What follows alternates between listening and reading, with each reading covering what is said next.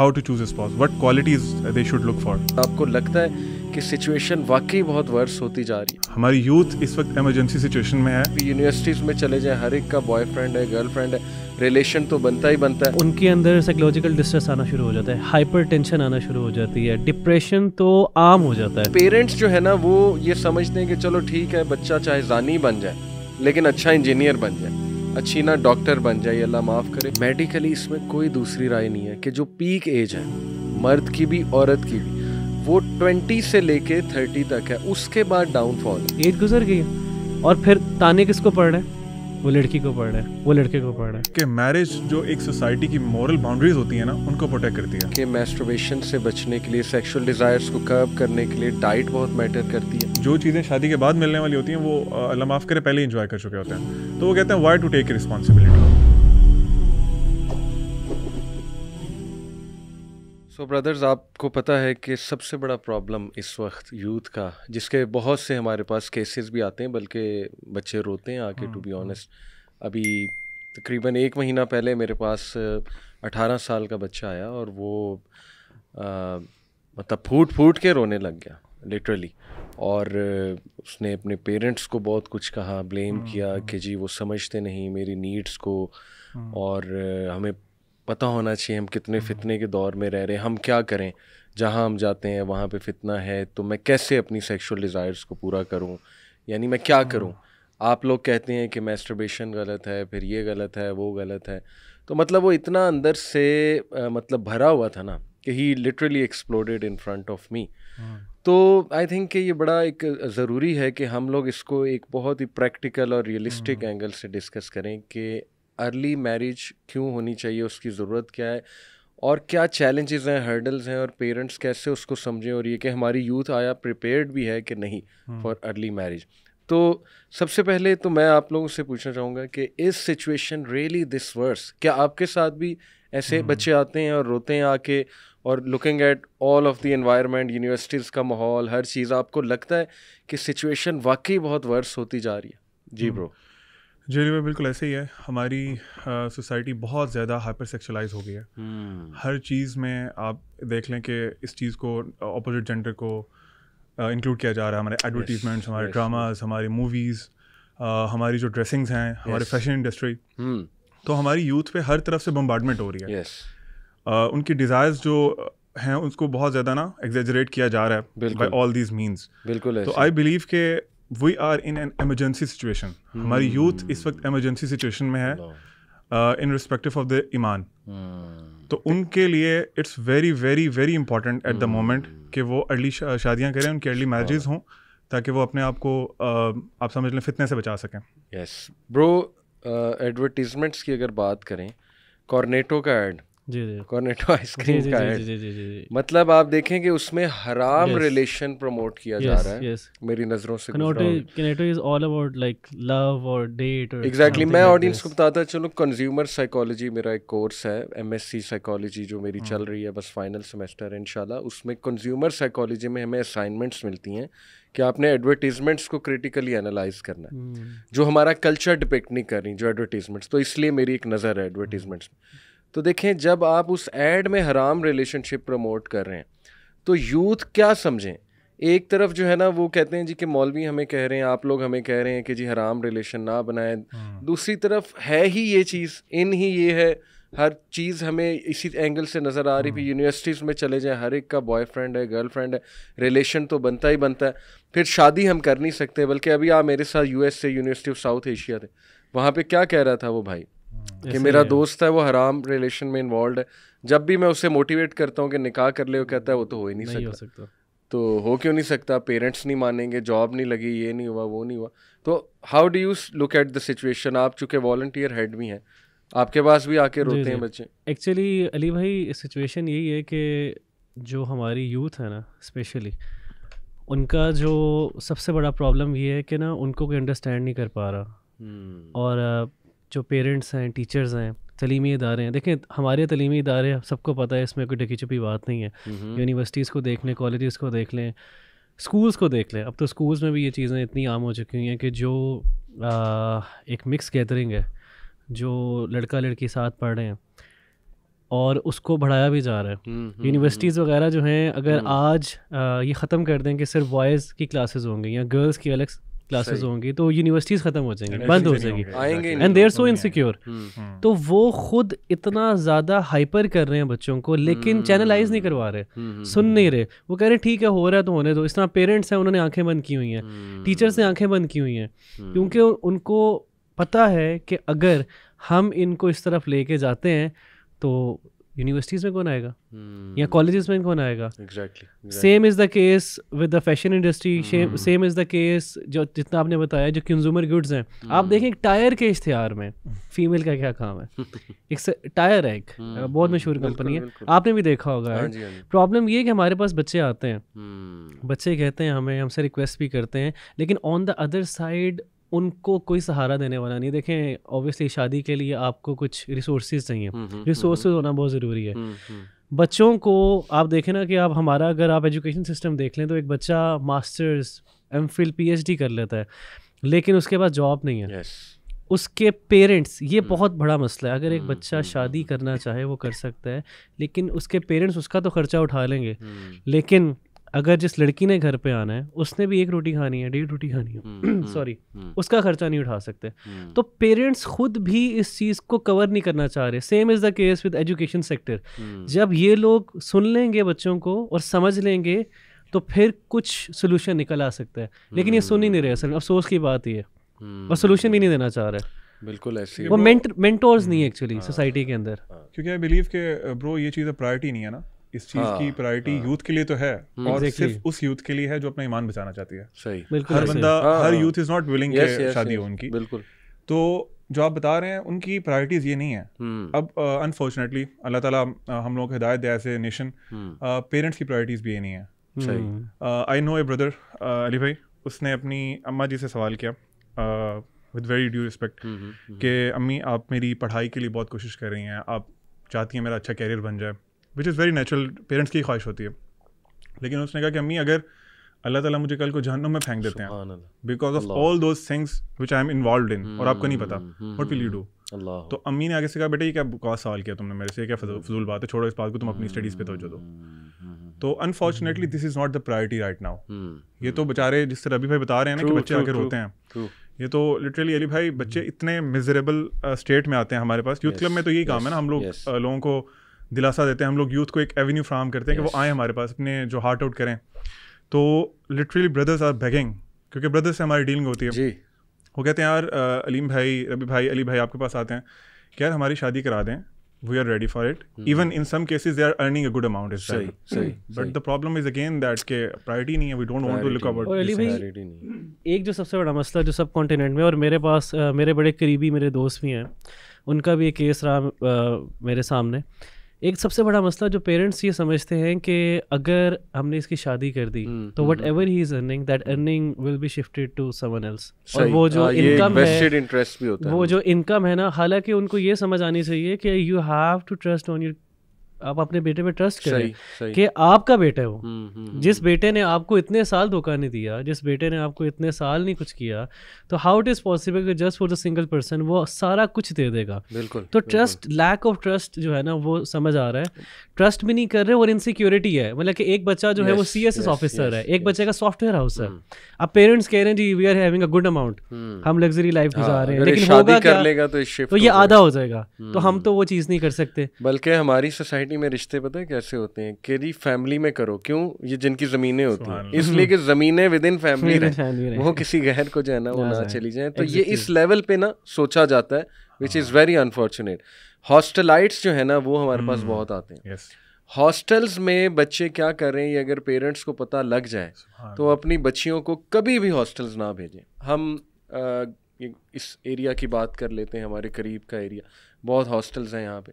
हमने खुद देखा कि किस तरह से, मतलब मैं मार्केट में अक्सर कुछ परचेज़ करने जाता था, मैं खुद विटनेस करता था कि एक लड़का आया गाड़ी में और एक लड़की आई है, उसको बिठाया और ले गया।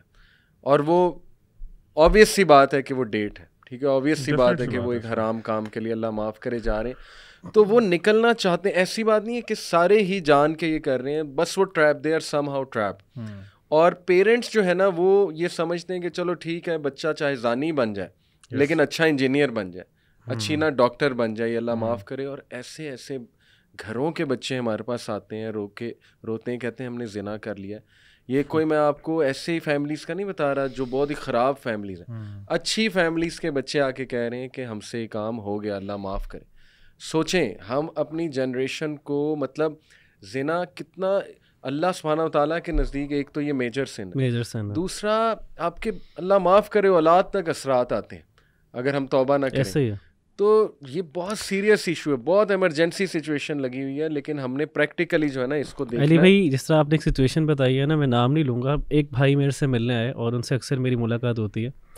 वो एक बड़े अच्छे इदारे में पढ़ते हैं, तो वो हॉस्टलाइट है। तो उन्होंने कहा कि हमारे इदारे के अंदर हमारे रूम में हम चार बॉयज़ हैं, वी आर लाइक 4 और 5। कहते हैं कि बाकायदा पोर्नोग्राफी देखी जाती है। अच्छा। एक व्हाट्सएप ग्रुप बना हुआ है, वहाँ पे ट्विटर के, क्योंकि ट्विटर के अंदर जो है ना आपको वो VPN वगैरह यूज़ करने की ज़रूरत नहीं, ट्विटर पे अकाउंट्स हैं और वो बाकायदा उधर से लिंक कॉपी करके व्हाट्सएप ग्रुप में डाले जाते हैं। और उस कमरे के अंदर बाकायदा they are not using airpods नहीं यूज़ कर रहे, हेडफोन्स नहीं यूज़ कर रहे, ओपनली देखा जा रहा है और कुछ कहा भी नहीं जा रहा है एक दूसरे को। बाकायदा एक ग्रुप है जिसमें शेयर किया जाता है। इतना मतलब कि दे आर, इतना उनके अंदर जो है ना वो हाइपर बच्चे हो चुके हुए हैं। हो रहा है। और देखें, ये सबसे बड़ा मसला अगर पेरेंट्स को समझ आ जाए ना कि ये नस्लें तबाह हो रही हैं। हमारे सामने भी इतने केसेस हैं कि अगर बच्चे, इस तरह के बच्चे अगर 30-35 साल में शादी करते हैं तो उनके अंदर कितने डिसफंक्शन हैं, साइकोलॉजिकल इश्यूज हैं, मेडिकल इश्यूज हैं, पूरा बैगेज उठा के लेके जा रहे हैं। और फिर यही बच्चे इतने इनसिक्योर होते हैं कि ये फिर बाद में कहते हैं कि हमने शादी क्यों किया। पहले शादी करना चाहते हैं, लेकिन इस सिचुएशन के गुजरने के बाद जब उनको वो वाले मसले मसाइल आते हैं, तो बंदा डिप्रेशन में चला जाता है। बिल्कुल ऐसे ही। बिल्कुल मैं चाहता हूँ हम मेडिकली सबसे पहले अर्ली मैरिज के बेनिफिट्स जो है ना वो डिस्कस करें। देखें, मेडिकली इसमें कोई दूसरी राय नहीं है कि जो पीक एज है मर्द की भी औरत की भी, वो 20 से लेके 30 तक है। उसके बाद डाउनफॉल है। उसके बाद मैन का भी डाउनफॉल है इन टर्म्स ऑफ, मैं खुल के बता देता हूँ, in terms of sperm count, in terms of libido, in terms of all these thing. Females का डाउनफॉल है in terms of egg quality. तो देखिए, जब मेडिकल साइंस इस तरफ पॉइंट कर रही है कि, और आज अल्लाह माफ़ करे, इनफर्टिलिटी कितनी बढ़ चुकी है, बेऔलादी कितनी बढ़ चुकी है, स्पेशली उस तबके में जो फीमेल्स कैरियर को फॉलो करते करते उनकी उम्रें 30 साल, 32 साल, 35 साल हो गई और उनकी लेट मैरिज हुई है और फिर उनको ये बहुत से मसाइल जो है ना वो आते हैं। तो it's real, this problem is real medically. और आपके जहन में, आप भाइयों के जहन में क्या आता है कि मेडिकली इसके क्या बेनिफिट्स हैं, साइकोलॉजिकली भी even, what do you think? देखें, आई डू फील कि फीमेल्स के लिए स्पेशली उनकी मेंटल हेल्थ जो है ना बहुत ख़राब हो जाती है, क्योंकि obviously there is a research कि अगर उस एक टाइम फ्रेम के अंदर जो है, अगर मेल और फीमेल जो हैं उस चीज़ को नहीं पाते, उस चीज़ को, तो उनके अंदर साइकोलॉजिकल डिस्ट्रेस आना शुरू हो जाता है, हाइपर टेंशन आना शुरू हो जाती है, डिप्रेशन तो आम हो जाता है। क्योंकि देखें, हमारी सोसाइटी में ना वेस्टर्न सिविलाइजेशन में नहीं रह रहे, हम एक इस्लामी माशरे में रह रहे हैं जिसमें इस्लाम को फॉलो तो नहीं किया जाता, लेकिन ताना बहुत दिया जाता है। मतलब कि अगर लेट मैरिज तो हो रही है, your relatives are coming, there asking a single question again and again, हाँ जी कब शादी हो रही है। अब हो भी नहीं रही है, करवाना भी नहीं चाहते पेरेंट्स, बट रिलेटिव्स एक क्वेश्चन रिपीटेडली जो है ना वो बार बार थ्रो करते हैं। बच्चों के ऊपर, स्पेशली लड़कियों के ऊपर एक क्वेश्चन किया जाता है और उनको डिप्रेस कर देता है। और कुछ मैंने बाइपोलर डिसऑर्डर तो इतने ज़्यादा हैं इसके अंदर, लड़कियों के अंदर, लड़कों के अंदर, क्योंकि देखें ना वो कब तक ये सुनेंगे, और वो सामने बता भी नहीं सकते कि हमारे पेरेंट्स या हम खुद इसमें जकड़े हुए हैं। तो आई थिंक कि साइकोलॉजिकल प्रॉब्लम्स तो बहुत ज़्यादा हैं। सही। और मेरे ख्याल से कि ये चीज़ लिटरली बच्चों को सुसाइड तक भी ले जाती है, क्योंकि देखें जब बच्चा इतना क्रिटिसिज्म बर्दाश्त कर रहा है और उसका नुकसान किसको हो रहा है, उसको हो रहा है, लेकिन उसका कसूर भी नहीं है। कसूर किसका है? पेरेंट्स का। पेरेंट्स ने कहा बेटा अभी तुम स्पेशलाइजेशन कर लो, चलो पोस्ट डॉक कर लो, अच्छा चलो CSS में अप्लाई कर दो, 1 टर्म 2 टर्म, एज गुजर गई है, और फिर ताने किसको पड़ रहे हैं? वो लड़की को पड़ रहे हैं, वो लड़के। एक और बड़ी अहम बात है रबी भाई कि मेडिकली अगर आप देखें ना, तो जब जैसे ही एक मेल या फीमेल प्यूबर्टी को टच करते हैं, उसके बाद उनकी जो सेक्सुअल अर्जीज हैं बहुत ज़्यादा होती हैं। सही। इसीलिए इस्लाम की तालीमात भी हमें मिलती हैं। अल्लाह के नबी सल्लल्लाहु अलैहि वसल्लम एक ना नौजवान सहाबा की जमात के पास से गुजरे और आप सल्लल्लाहु ने उनसे कहा कि अगर तुम में से कोई अफोर्ड कर सकता है ना, so get married as soon as possible. क्यों? क्योंकि तुम्हारी एक तो नज़रों की हिफाजत करेगी और प्राइवेट पार्ट्स की हिफाजत करेगी। जो नहीं कर सकता वो फास्टिंग करे। अब इसके पीछे प्रॉपर मेडिकल साइंस है। आप देख लें कि जिन लोगों की शादियां लेट होती हैं बोथ जेंडर्स में, वो नॉर्मली जब गलत चीज़ों में पढ़ते हैं, pornography and it comes with masturbation which is totally हराम। इसमें कोई वो शक वाली बात ही नहीं है। बिल्कुल बिल्कुल। उससे आपकी फिजिकल हेल्थ जो है वो डिग्रेड होना शुरू होती है। सही। आपकी जो एनर्जी लेवल्स हैं वो डाउन होते हैं, और आप फिर इमोशनली भी, जिस तरह अभी भाई ने बताया, वो ब्रेक डाउन होता है आपका। सही है। अगेन अगर हम when coming to the physical problems, तो उसमें बहुत सी डिजीज़ होती हैं, मेल को भी और फीमेल्स को भी, सही, जो कि सेक्सुअल डिजीज़ होती हैं, और उसकी वजह से आपकी फर्टिलिटी इफेक्ट होती है आगे। आपने खुद जिक्र किया, लिबिडो इफेक्ट होती है, इरेक्टाइल डिसफंक्शन, इस तरह की प्रॉब्लम्स हैं। फिर ख़वातीन में there is certain number of eggs, तो वो जिस तरह एज गुजरती जा रही है दे आर डिक्रीजिंग, उनकी क्वालिटी भी और क्वांटिटी भी। तो ये चीज़ें इसीलिए देखें, Islam is a mercy for mankind ना, तो इसीलिए इस्लाम साइंटिफिकली एक्सप्लेन नहीं करता, लेकिन साइंस एक्सप्लेन करती है कि why Islam is a truth. So we should be thinking about all this perspective. और ये आपने बहुत बड़ी अच्छी बात की कि अब this is a very common problem कि हमारी जो है लोगों की औलाद नहीं होती। This is very common problem. तो लोग सफ़र करते हैं फिर इससे। और अली भी एक चीज़ बड़ी क्लियर, आप भी बिल्कुल, आपकी एक एज है, आप समझते हैं इन चीज़ों को, कि कुछ बच्चे ये समझते हैं, लड़के समझते हैं कि ऑब्वियसली वी आर मेल, कि अच्छा हम 40s में जो है ना कर लेंगे, और हम ये जो बच्चे वाला जो आगे जो सारा सिलसिला चलते है उसमें हम we will take some medicine और ये चीज़ें। तो वो ऑब्वियस है कि वो जो अल्लाह सुब्हाना व तआला ने एक एनर्जी, वो जो काउंट्स हैं, वो जो स्पर्म काउंट्स हैं, वो उसमें नहीं आ सकते। Do whatever you want. देखें, अगर हम अपने रूल लगाएंगे ना अपनी ज़िंदगी के अंदर, तो कभी कामयाब नहीं होंगे। ऐसे ही जब प्रॉफिट सल्लल्लाहु अलैहि वसल्लम ने एक बात कह दी है, एक एज की बात कर दी, अल्लाह सुब्हाना व तआला जो है, अल्लाह पेरेंट्स के लिए इतनी बात है कि जब आपके बच्चे जो हैं वो पुबर्टी को पहुंचे, तो you should be very conscious for their marriages. तो if you are not getting conscious of their marriages, तो आप ये ना कहें कि 45 साल के बाद बेटा तुम ये कुछ कर लेना तो एवरीथिंग विल बी फाइन, हो ही नहीं सकता। बिल्कुल ऐसे ही है। आप देखें वेस्ट को अगर हम स्टडी करें ना, उनके यहाँ बुराई बहुत आम हुई, इतनी आम हुई, इतनी हैवी बन गई, उन पे बम्बार्ड की गई कि उन्होंने घुटने टेक दिए। बल्कि उन्होंने एक्सेप्ट कर लिया उसे।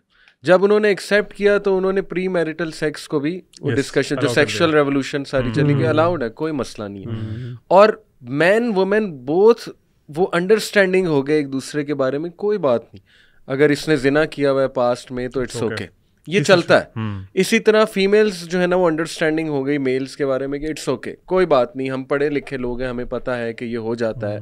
यही सोच अब यहाँ पर आ रही है। मैं आपको बताऊं, बहुत खतरनाक बात है। देखें, मैं ये नहीं कह रहा कि अगर खुदा न खास्ता किसी से गुनाह हुआ है तो वो कोई बहुत गंदा इंसान है, उससे बिल्कुल आप जो है ना वो रिजेक्ट कर दो। लेकिन बात यह है कि ये चीज़ इतनी खतरनाक है, सोच कैसे बिल्ड हो गई कि यार इट्स ओके, होता है, कोई बात नहीं। यानी इसका मतलब हमने घुटने टेक दिए ना। और मैं अक्सर यूथ को समझाता हूँ कि देखो, जब एक एवरेज यूथ की शादी होती है 29 साल 27 साल, तो कम अज़ कम एवरेज वो 7-8 अफेयर्स चला के आ रहा होता है या आ रही होती है, अल्लाह माफ़ करे। तो आप देखें कि वो क्या बैगेज लेकर आ रहा है वो बच्चा या वो बच्ची। और मेजॉरिटी केसेस में आपको बताऊँ क्या होता है, पुराना अफेयर कोई दोबारा एक्टिव हो जाता है शादी के बाद, और वो फिर डिवोर्स की तरफ बात, मैसेजेस पकड़े जाते हैं, तस्वीरें पकड़ी जाती हैं, अल्लाह माफ़ करे। तो ये इट्स अ मेस। अगर इस मेस को हम खोलने बैठे तो आई थिंक पूरा पॉडकास्ट इस पे हो जाएगा। अल्लाह माफ़ करे, ये तो ऐसा मेस है कि अब तो सर पकड़ कर बैठ जाए हमारे सोशोलॉजिस्ट के करना क्या है, इस मेस को अब क्लियर हमने कैसे करना है। लेकिन वही बात है कि देखें, अल्लाह चाहे तो क्लियर हो सकता है अगर हम अल्लाह की तरफ आ जाएं, अगर हम अल्लाह सुब्हानहू ताला के रूल्स की तरफ आ जाएं। वेस्ट ने एक चीज़ जो की है ना, उनकी आप देखें उनकी सोसाइटी ना डिवास्टेटेड है, इट्स क्रम्बल्ड, उनके पास कोई अब खैर नहीं है उनकी सोसाइटी में। बिल्कुल। आई बिलीव कि आप इस चीज़ को नोट करेंगे कि मैरिज जो एक सोसाइटी की मॉरल बाउंड्रीज होती हैं ना, उनको प्रोटेक्ट करती है। जब आपने उस मैरिज के जो रिलेशनशिप है उसको ख़त्म कर दिया ना, फिर तो आपने शैतान को हर तरफ से मौका दे दिया कि इधर से भी अटैक करो, इधर से भी करो, फिर आपके बच्चे तबाह हो गए, आपके सारे जो मॉरल वैल्यूज थी वो तबाह हो गई। फिर जिस तरह आपने भी बात की, this is very heinous thing कि आप how can we be able to bear this thing कि जो हमारा स्पाउस है उसका ऑलरेडी रिलेशन था, ठीक है, इट्स नॉर्मल, टॉलरेंट हो गए हैं, और अगर अभी दोबारा भी हो जाए तो कोई मसला नहीं है, वो पोस्ट मैरिटल अफेयर्स, सुभान अल्लाह, एग्जैक्टली ऐसे ही है, बिल्कुल ऐसे ही है। तो मेरा ख्याल एक चीज़ हम डिस्कस कर लें, आपने मेंशन किया था मैस्टरबेशन को, ये सवाल बहुत यूथ करते हैं, खुल के हम डिस्कस कर लेते हैं। बल्कि इस पर अभी रिसेंटली एक वीडियो भी आई कि नहीं इट्स ओके, वो जुनैद जो है, क्या नाम, जुनैद अकरम ने बुलाया था एक साइकियाट्रिस्ट को। चलें, वो उनका व्यू है, ठीक है, उनको राइट है अपने व्यू और ओपिनियन देने, लेकिन ये कि हम अपना भी दे दें और गाइड कर दें यूथ को। देखें, मेरे नज़दीक जितनी मेरी रिसर्च है इट्स कम्प्लीटली हराम. Yes. It is harmful in the sense के इसके साइकोलॉजिकल, देखें ज़रूरी नहीं कि एक चीज़ अगर मेडिकली और बायोलॉजिकली हार्मफुल है तो ही वो हार्मफुल है. कुछ चीज़ों के मेडिकल साइकोलॉजिकल इफ़ेक्ट्स ऐसे होते हैं कि वो आपको स्ट्रेस कॉज करता है, गिल्ट कॉज करती है, रिग्रेट कॉज करती है वो चीज़. और आपका क्या ख्याल है, ये स्ट्रेस क्या डायरेक्टली प्रोपोर्शनल नहीं है आपकी फिजिकल हेल्थ से? बिल्कुल एग्रेशन आपके अंदर, हाइपर एग्रेशन आपकी तरफ जाते हैं. देखें स्पिरिचुअली देखें, where does a person stand after doing this act? जब वो ये काम कर लेता है, मुश्तजनी जिसे कहते हैं, और मैस्टरबेशन, तो वो नेचुरली गंदा फील करता है. रिग्रेट है, बिल्कुल रिग्रेट भी है, और नेचुरली वो उसकी सेल्फ एस्टीम डाउन जाती है. ठीक है, तो इसलिए इसके इतने हार्म्स हैं, और इस्लाम हो ही नहीं सकता कि इस चीज़ को जो है ना वो जायज़ करार दे दे. एक ओपिनियन हाफिज़ ज़ुबैर साहब, H.M. ज़ुबैर उनकी किताब है, उसमें से मैं एक ये सेक्शन पढ़ा था सेक्सुअल डिज़ायर्स का. उन्होंने हाँ हम्बली ओपिनियन दिया हुआ था इमाम अहमद बिन हम्बल का, लेकिन वो भी ये नहीं है कि बस कर लो. वो भी ये है कि कोई एक्सट्रीम केस बन गया है, कोई बहुत बड़े गुनाह से बचने के लिए अगर आपने करना है तो अब ये आर्ग्यूएबल है. कुछ यूथ ना इसी पॉइंट को लेकर आते हैं कि नहीं आज के दौर में देखिए कितना फितना है, हम जिना से बचने के लिए अगर ये कर लेते हैं तो क्या मसला है. तो आप इस पे चले, फ़िकी तो एक और एस्पेक्ट है, लेकिन what do you think keeping in mind जो फितना है. अच्छा अली भाई, इसमें ना सबसे पहले मैं कुरान की सूरत मोमिनून आई थिंक उसकी आयत हैं जिसमें अल्लाह ताला फरमाते हैं क़द अफ़लहल मोमिनून. स्टार्ट उसका ये है कि बेशक मोमिनीन फलाह पा गए. सही है. फिर अल्लाह ताला ने कुछ ट्रेड्स बताई हैं मोमिनीन की. वहाँ पे अल्लाह ताला एक बहुत उनकी इंपॉर्टेंट ट्रेड बताते हैं, वल्लज़ीना हुम लिफ़ुरूजिहिम हाफ़िज़ून. सही. ये वो लोग हैं जो कि अपने प्राइवेट पार्ट्स की हिफाजत करते हैं. सही है. आगे अल्लाह ताला ने एक्सेप्शन दी है एक, इल्ला अला अज़वाजिहिम औ मा मलकत अयमानुहुम फ़इन्नहुम गैरु मलूमीन. एक्सेप्ट फॉर देयर वाइव्स, या जो उनके स्लेव्स हैं. सही. उनके साथ उनको जो भी फिजिकल डिज़ायर्स पूरे करने में उन पे कोई इल्ज़ाम नहीं है. अदरवाइज इट्स नॉट अलाउड कि आप मैस्टरबेट करें या आप किसी और तरह के रिलेशनशिप में जाएं. तो ये तो सवाल ही पैदा नहीं होता. और मैं आपको ऑनेस्टली बताऊं, अगर आप रिसर्च आर्टिकल्स पढ़ेंगे ना कुछ, तो आपको बहुत सी रिसर्चेस मिल जाएंगी जो कि जेन्युइन रिसर्चेस हैं. वो आपको बताएंगी कि इसके हार्मफुल इफेक्ट्स हैं बहुत ज़्यादा आपके फिजिकल बॉडी पे भी, और इसके अलावा साइकोलॉजिकली भी बहुत ज़्यादा नेगेटिव इफेक्ट्स हैं. तो ये तो मैं यूथ से कहना चाहूँगा कि अपने माइंड से ना क्लियर कर दें इस चीज़ को. जब हम लूप होल्स ढूंढना शुरू करते हैं ना, तो हमें लूप होल्स मिल जाते हैं, और फिर हम उन लूप होल्स का ना सहारा लेके अपनी सारी ज़िंदगी गुजार देते हैं. और बाद में जब पता चलता है अच्छा यार इट वाज रॉन्ग, तो फिर एक लाइफ लॉन्ग रिग्रेट तो है ही है. फिर अल्लाह ने रिवॉर्ड भी उसका देना. जो ये जेन जी तो वैसे ही लूप होल ढूंढने में माहिर है. जनरेशन इन्हें थोड़ा सा कुछ मिल जाए ना, सही बात है, तो ये इनके लिए बस काफ़ी होता है. सही बात है. तो जिस तरह आप वो बता रहे हैं कि वो साइकेट्रिस्ट जो भी आए थे उनके शो में, I don't think so he was a credible person to discuss this thing. सही. उनका क्या बैकग्राउंड है, वो बेसिकली आई डोंट नो कि कहाँ से उन्होंने ये सारी रिसर्चेस ली हैं. और वो जिस तरह के वर्डिंग यूज़ कर रहे थे स्पेशली उस पॉडकास्ट में, तो वो भी दैट्स नॉट इवन परमिसिबल. तो ये चीज़, there is no loophole, youth can not do this thing, आपके पास ऑल्टरनेटिव नहीं है. लेकिन अब सवाल ये पैदा होता है कि what's the solution for this thing ना. हम लोगों के सोसाइटी में इस तरह की चीज़ों को, स्पेशली शादी के बारे में इस तरह की डिस्कशन होती है ना, तो उसको बड़ा टैबू समझा जाता है. पेरेंट्स भी डिस्कस नहीं करते कि बच्चे की सेक्सुअल अर्जेस हैं और उसकी कोई नीड है जिसको फुलफिल होना चाहिए. सही. इसकी मैं एग्जांपल बिल्कुल इसी तरह देता हूँ, जिस तरह बच्चा छोटा होता है तो उसको भूख लगती है, तो parents arrange for him the food सब कुछ करके ना उसके लिए अरेंज करते हैं. सही. तो जब वो प्यूबर्टी की एज पे आता है ना, तो उसकी फिर ये डिज़ायर्स भी उसी तरह ही इंपॉर्टेंट है जिस तरह उसको खाने की ज़रूरत थी. सही. So we need to understand these things. तो हमें when they are looking for the bad things और ये masturbation और इस तरह के जो loop holes उनकी तरफ जा रहे हैं, तो we need to provide them the halal alternatives. सही. तो उसकी जिम्मेदारी पेरेंट्स पे पड़ती है. तो ये तो इसमें तो कोई डाउट ही नहीं है कि this is a no go area, आप इसमें नहीं जा सकते. ब्रो आप एग्जैक्टली भी यही कहेंगे मेरा ख्याल. मैं भी यही कहूँगा. और लेकिन एक चीज़ जो ऑब्वियसली जब हम लोगों को काउंसल भी करते हैं या उनको बताते भी हैं कि देखें एक चीज़ तो हमारे सामने कि ये चीज़ गलत है. और प्रॉफिट सल्लल्लाहु अलैहि वसल्लम ने एक दफ़ा उनके सहाबा कराम के अंदर बड़ी अर्ज थी कि किसी तरह जन्नत मिल जाए. तो एक जगह पे वसल्लम फरमाया कि तुम जन्नत चाहते हो तो दो चीज़ों की ज़मानत दे दो, एक ज़ुबान है और एक तुम्हारा शर्म गाय तुम्हारी. तो समझने की बात ये है कि देखें अगर प्रॉफिट सल्लल्लाहु ये बात कह रहे हैं और हमें जन्नत की भी ज़मानत मिल रही है, on the other side I really feel कि ये जो एक्ट है, इस एक्ट के दौरान अगर अल्लाह हमें बुला लेते हैं तो कितना अजीब सा साने होगा. मतलब क्या समवन इज जस्ट यानी आप ये एक्ट करके सो गए और नापाकी की हालत में आपको मौत आ जाए. Even though bro when you are doing while doing that stuff. और आपको अल्लाह माफ करे मौत आ जाए उसको। So what would be that? और वो हदीस भी है ना कि क़यामत वाले दिन इंसान को उस हालत में उठाया जाएगा जो उसका लास्ट एक्शन है। तो imagine yourself doing that thing when everyone else on the day of judgement is hurrying और हर बंदा टेरेबल सिचुएशन में, and you are doing that thing on the same day. Point जो है ना, अगर इंसान के दिमाग में आए तो मेरे ख्याल से कि इंसान ये छोड़ देगा। लेकिन आई रियली फील कि अली भाई हमें उन भाइयों के साथ, उन बहनों के साथ जो है ना थोड़ा सा सिंपैथेटिक भी होना चाहिए।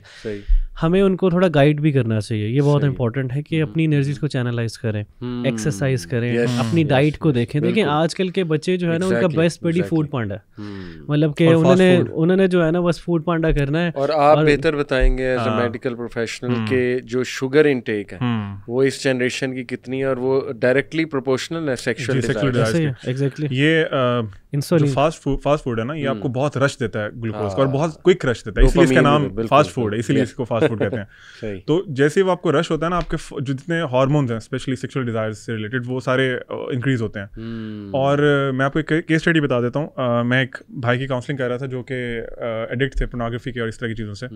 तो ही टोल्ड मी दिस के अलीम भाई, जब भी मैं फास्ट फूड खाता हूँ ना, on that night almost every time मेरी अर्ज होती है पोर्नोग्राफी देखने की भी और मैस्टरबेट करने की भी, और ऑलमोस्ट यू कैन से कि 99% आई डिड दैट। तो दिस, ये जो लोग भी इन्वॉल्व है ना, अल्लाह माफ करे, they can tell this thing. Sugar rush जैसी बॉडी में आएगा तो एनर्जी आपने कहीं निकालनी नहीं है, you have to utilise that energy, जिस तरह अभी भाई कह रहे थे, आइदर वो प्रोडक्टिव एक्टिविटीज में करेंगे या फिर इस तरह के कामों में करेंगे। एब्सोल्युटली। आपने जो बात की, मैं आपकी तरफ आता हूँ, मैं बस उसमें इनपुट दे दूँ कि ये अगर हमारी यूथ्स देखें, हम एम्पथाइज करते हैं, ठीक है आपकी डिज़ायर्स बहुत हैं, आप उस एज से गुजर रहे हैं जो एक आप कह लीजिए नए आपके ना हार्मोन्स ज़ाहिर है वो एक्सप्लोड कर रहे होते हैं, फिर फितना बहुत ज़्यादा है, टोटली अंडरस्टैंडेबल। लेकिन मैं आपको गोरों की केस स्टडीज़ बता सकता हूँ जिनके पास दीन नहीं है, उनके पास कुछ भी नहीं है, लेकिन वो लोग, पूरी कम्युनिटी है, NoFap कम्युनिटी, NoFap, वो कम्युनिटी, उन बच्चे, उसमें टीनेजर्स भी हैं, उसमें ये अपना यूनिवर्सिटी स्टूडेंट्स भी, मैरिड इंडिविजुअल्स भी, जो बाकायदा मैस्टरबेशन से नफ़रत करते हैं, और वो अपनी सक्सेस स्टोरीज शेयर करते हैं कि हम बचे हुए, और किस तरह बचे हुए हैं। देखें आपने बहुत इंपॉर्टेंट बात की, एक्सरसाइज वहाँ पे जाके निकालो, बॉक्सिंग, स्विमिंग, ठीक है ना, वो ये काम कर रहा है गोरा, और हम जो है सुस्ती के मारे, अल्लाह माफ़ करे, बल्कि वो एक स्टैटिस्टिक शेयर हुआ था पास्ट में, बड़ा मजाक भी उड़ा था पाकिस्तान का, कि पॉर्न रिलेटेड सर्चेज में पाकिस्तान और इंडिया जो है वो नंबर 1 है, क्योंकि पता नहीं फारिग इतने हैं, करने को कुछ नहीं है, या क्या ऐसी वजह है, अल्लाह माफ़ करे। तो हमें तो शर्म खानी चाहिए कि गोरा अगर जो है उसके पास तो दीन भी नहीं, खुदा खौफी भी नहीं, तकवा भी नहीं, नमाज भी नहीं, वज़ू भी नहीं, ज़िक्र भी नहीं, दुआ भी नहीं, वो अगर खुद से सेल्फ मोटिवेटेड हो के काम छोड़ सकता है, तो आप भी छोड़ सकते हैं। पता नहीं आपको शैतान ने माइंड में डाल दिया। अच्छा अली भाई, इसमें ना पेरेंट्स का भी बड़ा रोल है। देखें हमारे पेरेंट्स ना ये समझते हैं कि अगर उनका बेटा आधी रोटी खा रहा है ना, तो वो पता नहीं परेशान है, या उसको कोई छोड़ गया, या उसको कोई तकलीफ है, डिप्रेशन में है। उनको समझना चाहिए कि देखें माँ बैठी होती है, वालिदैन जो होते हैं ना कोशिश करते हैं ज़्यादा से ज़्यादा खाओ बेटे को ना। बच्चा की छोटी उम्र होती है, बच्चे स्कूल गोइंग होते हैं, तो वो मदर मेक श्योर करते हैं कि बच्चा खाता रहे, मतलब कि उसको हर मिनट बाद कुछ ना कुछ देना है आपने। तो उनको समझना चाहिए कि मदर्स को सबसे इंपॉर्टेंट ये है कि मदर्स उनको जंक फूड, फ्राई स्टफ से, ये जितने भी आप समझ लें कि नगेट्स और इस तरह की जितनी भी चीज़ें हैं, क्योंकि ये रेडी टू कुक चीज़ें होती हैं, वो फ्राई होती हैं और बच्चों को खाने को मिल जाती हैं। तो specially mother need to understand कि जो प्रोसेस्ड फूड है, जितना आप उनको दे रहे हैं, सही बच्चा उतना, उसकी बॉडी जो है वो आर्टिफिशियल हो रही है, और बच्चे में इंसुलिन जा रही है बहुत ज़्यादा। जितनी इंसुलिन जाएगी उसका शुगर लेवल लो होगा, दोबारा वो इनटेक करेगा जंक फूड को, इस तरह की चीज़ों को, रेडी टू कुक चीज़ों को, दोबारा वो मांगेगा, इंस्टेंट ग्रेटिफिकेशन उसकी हाई होगी, और बच्चा बार बार वो मांगता है, क्योंकि आपने रूटीन सेट कर दी है।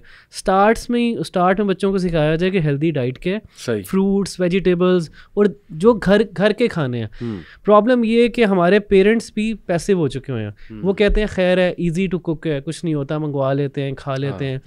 वो जो मेहनत थी पुराने वक्तों में माओं की, वो नहीं है। अगर माएँ भी उस तरह की मेहनत करें, फादर्स भी करें और बच्चों का मेक श्योर करें। देखें ना, अगर लेकिन वो शिकायत करते हैं जी खाते ही नहीं घर का, ये भी एक बड़ा देखें आदत पड़ गई ना अली भाई। आदत तो देखें, बच्चा तो पहले घर पे ही था, वो चस्का पड़ गया। हाँ, जब आप उसको कंफर्ट जोन दिया, उसके टेस्ट बड्स ही बाहर। आप देखें ना कि बच्चा जब बाहर जा रहा है, बच्चा किसी भी स्टोर में जाता है तो यू फाइंड आउट कि बच्चा रश करता है। अच्छा वो चीज़ उसको पता है, लेज, उसके दिमाग में ग्रोसरी स्टोर नहीं आ रहा, लेज आ रहा, कैंडीज आ रही हैं। वाई नोट के बच्चे के दिमाग में अच्छा एप्रिकॉट, एप्पल, बनाना, ठीक है। तो उसके लिए तो फिर पूरे घर वालों का लाइफस्टाइल चेंज होना चाहिए ना, तो लाइफस्टाइल चेंज ऑब्वियसली देखें पेरेंट्स की सबसे बड़ी पेरेंट्स को सबसे ज्यादा चीजें समझनी चाहिए। देखें एक बच्चे को जब खाना घर से नहीं मिल रहा है तब भी वो बाहर से खा रहा है, अगर उसकी वालदा या फादर उसके लिए वो अरेंजमेंट नहीं कर रहे हैं तो वो बाहर जाके खाएगा। कभी भी नहीं हो सकता एक बच्चे को घर से हेल्दी अच्छा खाना मिल रहा हो और वो बाहर से खाए। और स्पेशली जो उनके गैदरिंग है, सही, बच्चे को आप बाहर तो भेज देते हैं, आपको नहीं समझ आती वो क्या खा रहा है बाहर से। सही, यानी हमने अभी तक ये देखें कंक्लूड किया है कि मैस्टरबेशन से बचने के लिए, सेक्सुअल डिज़ायर्स को कर्ब करने के लिए डाइट बहुत मैटर करती है। सर्च आउट सच डाइट्स जो इन चीज़ों को, और देखें fasting is a great solution, वो तो नबी सल्लल्लाहु अलैहि वसल्लम ने जो है ना वो बता दिया। एक्सरसाइज, फास्ट फूड से इज्तनाब करें, अगर आप शुगर इनटेक ले रहे हैं तो उसको निकालें, एक्सरसाइज करें, बॉक्सिंग करें, स्विमिंग करें, साइकिलिंग करें, बैडमिंटन करें, रनिंग करें, बाहर निकलें। फीमेल्स भी, फीमेल्स जो है वो कोई क्लब ज्वाइन कर सकती हैं, फीमेल्स को भी इन्वॉल्व होना चाहिए, ठीक है ना। अब तो बहुत एवेन्यूज हैं, बिल्कुल बहुत सी एवेन्यूज हैं। तो देखें there are so many things a person can do, ताकि वो अपने आप को जो ना बिजी करे। कोई रिलीजियस क्लब ज्वाइन कर ले, कोई वॉलंटियर सर्विस ज्वाइन कर ले, कम्युनिटी सर्विस ज्वाइन कर ले। पेरेंट्स पे बहुत जिम्मेदारी कि बच्चे को अकेला ना छोड़ें, अंडरस्टैंड करें कि अकेले में इसके फितने में पड़ने के चांसेस बहुत हैं। अब वो दौर नहीं है, अब तो इंटरनेट खुला है, उसके पास मोबाइल खुला है, वो कुछ भी देख सकता है, बच्चा भी बच्ची भी कुछ भी कर सकते हैं। और फिर वो किस तरह की तस्वीरें आपस में शेयर करते हैं, अल्लाह माफ़ करे। तो येस इट इज़ पॉसिबल, अल्हम्दुलिल्लाह, छोड़ा जा सकता है। You have to be self motivated इस चीज़ के लिए, ठीक है। लेकिन हम इसको भी डिस्कस कर लें कि अर्ली मैरिज हो क्यों नहीं पा रही। हाँ, अब yes it's a solution, obvious है अभी तक हमारी डिस्कशन से। तो कल्चरल रीजंस भी हैं और भी बड़ी रीजंस हैं, आप क्या समझते हैं, आपका क्या इसमें इनटेक है? आई बिलीव के नंबर वन चीज़ ये है कि पेरेंट्स रेडी नहीं है, और वो हमारे कल्चर में एक चीज़ डेवलप हो चुकी है कि आपकी उम्र 25-30 साल होगी, आप अच्छा अर्न करोगे, अच्छे से मुराद है कि 6 और 7 फिगर्स आपकी होंगी, ठीक है, तो तब आपकी शादी हम करेंगे। इसके साथ साथ फिर बाज़ औक़ात बच्चे चूँकि ख़ुद बहुत से हराम वेन्यूज़ में, यूथ बहुत हराम वेन्यूज़ में ऑलरेडी इन्वॉल्व होती है, तो जो चीज़ें शादी के बाद मिलने वाली होती हैं वो अल्लाह माफ़ करे पहले इंजॉय कर चुके होते हैं। तो वो कहते हैं why to take responsibility. Waste का भी तो यही है ना, वो कहते हैं यार जब हम शादी के बगैर सारा कुछ कर सकते हैं तो then there is no need कि हम शादी करें और रिस्पॉन्सिबिलिटी अपने सर पे लें।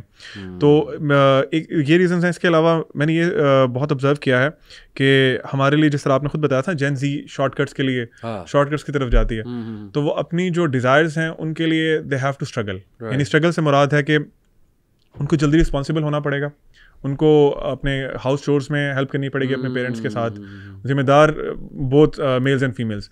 लेकिन जब वो उस तरफ नहीं आते तो वो कहते हैं चलो ठीक है यार, वी हैव एन अफेयर। मैं एक बॉय को जानता हूँ, वो उससे मैंने कहा कि यार आपके ना, उसके पेरेंट्स ने कंप्लेन की मेरे से कि इस भाई को थोड़ा समझाएं, इसके ना लड़कियों के साथ अफेयर हैं। तो मैंने कहा यार आपके मतलब how can you bear this, कि आपकी अपनी फैमिली भी है और आपकी सिस्टर्स भी हैं और उनके साथ अल्लाह माफ़ करे कोई ऐसा मामला हो। कहते कोई बात नहीं, इट्स ओके, उनका भी तो राइट है ना, वो भी ये कर लें, कोई मसला नहीं है। और कहते हैं अलीम भाई मैं बस हर एक महीने में ना 1-2 लड़कियों के साथ होता हूँ और मैंने कम किया है, लेकिन कोई मसला नहीं है, मैं बस हैंग आउट करता हूँ और बातचीत करता हूँ। तो आई बिलीव कि जो कल्चरल हर्डल्स बहुत ज़्यादा हैं शादी में, फिर फॉर एग्जाम्पल रिश्ता ढूंढने में मसले मसाइल हैं, हमारी चॉइसेस में मसले मसाइल हैं, हमारे स्टैंडर्ड्स हैं बहुत फेक से कि ऐसा होगा तो हम करेंगे, हमें कोई नेक बच्चा मिल जाए, नेक लड़की मिल जाए, उसके लिए फिर हम फर्दर ऐसी ऐसी चीज़ें देखते हैं कि जिसकी वजह से वो रिश्ता नहीं होता। अल्लाह के नबी सल्लल्लाहु अलैहि वसल्लम की एक हदीस है कि अगर तुम्हारे पास, हदीस का मफ़हूम है, अगर तुम्हारे पास कोई ऐसा प्रपोज़ल आए जिसका तुम्हें दीन और उसका इखलाक, अगर तुम्हें पसंद हो तो रिश्ता कर दो, अगर तुम नहीं करोगे तो ज़मीन में फसाद होगा। This is a clear indication जो हमारी सोसाइटी में आज हो रहा है।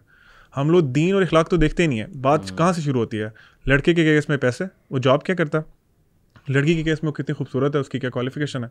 तो ये इसके बाद तो दीन तो बिल्कुल लास्ट में आता है कि कहीं पर पूछ लें तो पूछ लें।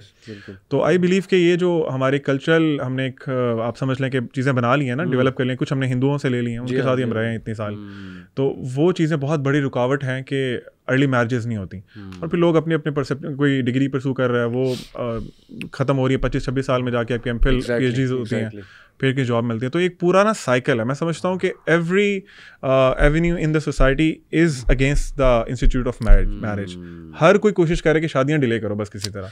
मैं आपको मज़े की बात बताऊँ, मज़े की तो नहीं, खैर एक अलार्मिंग बात, कि अभी मुझे एक कॉल आती है तकरीबन कुछ दिन पहले, और वो लड़का बहुत वेल सेटल्ड है, बहुत अच्छी कंपनी में, मल्टीनेशनल वेस्ट में रह रहा है, और उसके अल्फाज हैं, एग्जैक्ट कोट कर रहा हूँ, उसने कहा अली भाई मैंने MBA कर लिया, मैंने जो है ना वो मज़े चख लिए कॉरपोरेट के, सब कर लिया है, मेरी उम्र तकरीबन 29-30 साल जो है ना वो हो चुकी है, लेकिन यकीन करें मैं बहुत परेशान हूँ।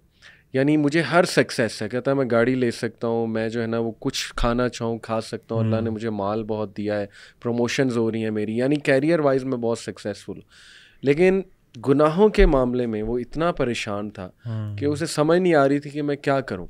तो देखिए मैंने भी उसे यही कहा कि यार अब आपने डिले इतना कर दिया, ठीक है ना, अब ये तो डिसीजन आपका, आपके पेरेंट्स का था ना, 29-30 साल अगर उम्र हो गई है, तो इससे पहले क्या होता रहा, इससे पहले कैरियर फोकस था ना, तो जाहिर है कि अब आप ब्लेम नहीं कर सकते किसी चीज़ को कि जी कि ये मेरे साथ क्यों हो रहा है। ऑब्वियस सी बात है कि ब्लेम सबसे पहले हमारे ऊपर खुद आता है कि हमने जिस माइंडसेट के साथ कैरियर बनाना शुरू किया, उसके बाद फिर ये रिस्क तो लेना पड़ेगा, इस गुनाह की तरफ तो जाना पड़ेगा। आप यूनिवर्सिटी स्टूडेंट से पूछें अगर उनकी प्रायोरिटीज़ क्या हैं, तो आपको बहुत कम लोग होंगे, और वो भी वो लोग होंगे जिनको अपने ईमान की, तकवा की टेंशन है कि हम अल्लाह ने हमें अकाउंटेबल ठहराना है, वो कहेंगे यार we want to get married. बिल्कुल। बाकी आप जिससे भी पूछें, लड़का लड़की, वो आपको बताएगा यार मैं अभी अगर BS कर रहा हूँ तो इसके बाद मैंने फलां फील्ड में MPhil करना है, उसके बाद मैंने PhD करना है, फिर मैंने पोस्ट डॉक के लिए बाहर चले जाना।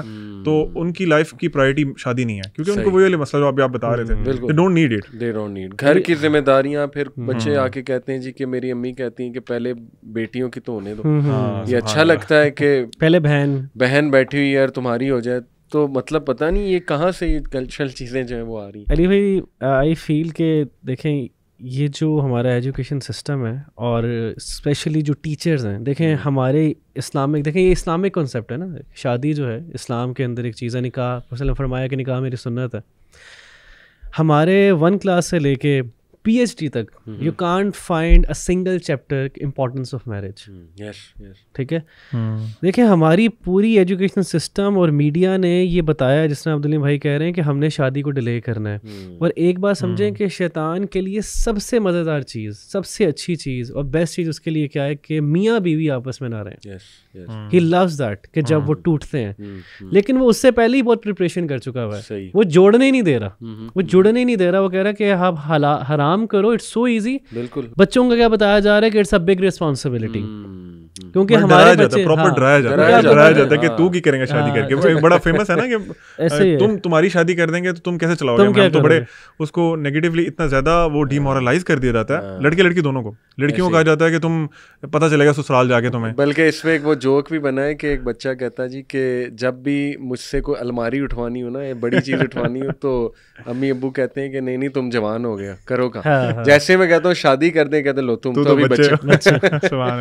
तो अली भाई ये ना हमारा, हमें खुद जो है ना गाइड करना पड़ेगा, और मीडिया का इसमें बहुत बड़ा रोल है। मीडिया को रिस्पॉन्सिबिलिटी लेनी चाहिए, और बड़े बड़े जो कॉर्पोरेट बिजनेस वाले लोग हैं, इवन ऐड आना चाहिए। देखिए शादी के ऊपर ऐड आना चाहिए। ऐड किसके ऊपर आ रहा है? डेट पे, डेटिंग एप्स के लिए आपके जगह आप देख लें कि आपको एड्स मिलेंगे। लेकिन अगर हम जैसे लोग या स्कूल कॉलेजेस और प्राइवेट यूनिवर्सिटीज़ को रन कर रहे हैं, वो कंपेन, देखिए हर चीज़ की कंपेन हो सकती है। पोलियो की कंपेन हो सकती है, मिसाल दे रहा हूँ, ठीक है ना, डेंगू की कंपेन हो सकती है, वाई नॉट शादी की कंपेन। तो जब हम इंपॉर्टेंस नहीं बता रहे, बच्चे को तो इंपॉर्टेंस पता ही नहीं है। बच्चे को क्या इंपॉर्टेंस पता है? बच्चे को बस ये पता है कि ये लड़की है, लड़की को पता है ये लड़का है, और I have to manage my desires, किस तरह भी मैं करूं, मुझे ये अपने आप को फुलफिल करना है।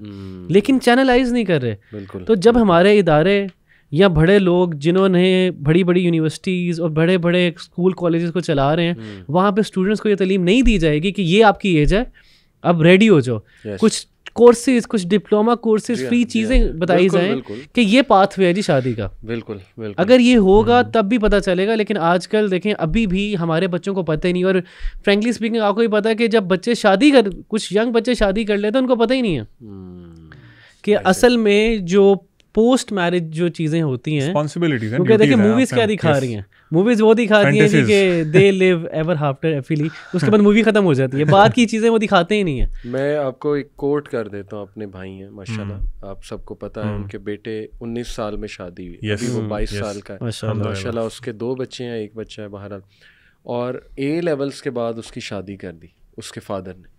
उन्होंने नहीं देखा कमा नहीं रहा, ये नहीं कर रहा, बाय द वे कमा तो वो माशाल्लाह इस तरह से रहा था कि ऑनलाइन वो कुछ कर रहा था, एक कंपनी में काम कर रहा था, तो माशाल्लाह एक रीजनेबल सैलरी कमा रहा था। लेकिन I know his father, even अगर वो कमा भी ना रहा होता उन्होंने कर देनी थी।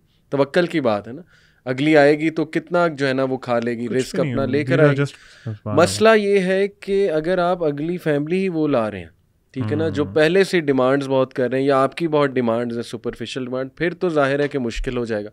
लेकिन अगर आप इस्लामिक पॉइंट ऑफ व्यू से एक हम्बल फैमिली लाते हैं, और ऐसी फैमिली जो आपके साथ अलाइंड है, जो अंडरस्टैंड करते हैं कि नहीं हमारी बच्ची कम में भी चलो खुश हो जाएगी, मेन बात है इनका ईमान बचना चाहिए, बच्चे बच्ची का। आज माशाल्लाह वो बच्चा मैं देखता हूँ उसकी लाइफ में बरकत है, नाम इसलिए नहीं ले रहा नज़र ना लग जाए, और वो जा रहा है मदीना यूनिवर्सिटी पढ़ने के लिए माशाल्लाह, अपनी वाइफ को साथ ले जा रहा है, स्टाइपेंड मिलेगा उसे वहाँ जाके, आलिम दीन बनेगा, प्रॉपर शादी हो चुकी है, फितनों से महफूज हो चुका है माशाल्लाह। अली भाई हमारे वॉलंटियर्स हैं 5-6 हमारे वॉलंटियर्स हैं, young volunteers, they are like 20-21, they are married. उनके पेरेंट्स यानी पेरेंट्स बकायदा उनको सपोर्ट कर रहे हैं, they are still studying, they are students universities में पढ़े, उनकी वाइफ भी पढ़ रही हैं, तो पेरेंट्स जो है उनका खर्चा उठा रहे हैं। अब आप ये नोट करें, और उनकी ठीक जा रही शादी, एवरीथिंग इज फाइन। देखें obviously ups and down, part and parcel वाली चीज होती है, लेकिन देखें उनको ये पता चल गया, दे आर प्रैक्टिकल, देखें उनकी लाइफ पता चल गया कि ये रिस्पॉन्सिबिलिटी है। अब वो डाइवर्ट नहीं हो रहे, एनर्जी चैनलाइज हो गई है। देखिए हम हराम से बचा लिए उनके पेरेंट्स, ये सबसे बड़ी बात है। सबसे बड़ी बात ये है कि अगर वो ना होता तो ऑब्वियसली वो किसी के साथ होते, तो उनके पेरेंट्स ने, अब वो जो भी करेंगे दे विल बी रिवॉर्डेड। अगर निकाह में ना होते, what ever they will be doing, उनको पनिशमेंट मिलती। देखें पेरेंट्स सलीम ये क्यों नहीं सोचते कि हराम से बचाएंगे बच्चों को तो उनका रिस्क भी खुलेगा, ये कितनी इंपॉर्टेंट बात है। क्योंकि अली भाई उसके लिए पेरेंट्स की अपनी जो ग्रूमिंग है, स्पेशली रिलीजियस ग्रूमिंग, वो भी तो ज़रूरी है ना। उनको ये सर्कल चलता आ रहे हैं, पूरे साइकिल्स हैं पीछे से, जनरेशन से चलते आ रहे हैं। उन्होंने अपने पेरेंट्स को देखा कि अच्छा चलो रिस्क किस तरह आता है कि हमने जॉब्स करनी है, बहुत ज़्यादा एफर्ट करनी है, दैट्स ट्रू, लेकिन एक अल्लाह पे तवक्कुल भी तो है ना, आपने एफर्ट करनी है, रिस्क अल्लाह ने देना है। सही, तो वो चीज़ ना साइकिल्स में चलती आ रही है, उसी चीज़ को वो रेप्लिकेट कर रहे हैं। ये एक बहुत बड़ा अलमिया बन गया है कि हमारे जब बच्चा पैदा होता है तो पेरेंट्स डिसाइड कि मैंने इसको डॉक्टर बनाना है, इसको इंजीनियर बनाना है, उनसे पूछा जाए ना ऑन व्हाट बेसिस, क्योंकि वो डॉलर्स या पैसे ज़्यादा आते हैं, इसलिए मैंने इनको ये करवाना है। हालांकि चाहे उस चीज़ का सोसाइटी को भी कोई फ़ायदा ना हो या उनको खुद भी कोई फ़ायदा ना हो, लेकिन बस पैसे आने चाहिए। तो ये उनका आप समझ लें पर्सपेक्टिव इज़ रॉन्ग। उस पर्सपेक्टिव पे वो अपने बच्चे की तरबियत करते हैं।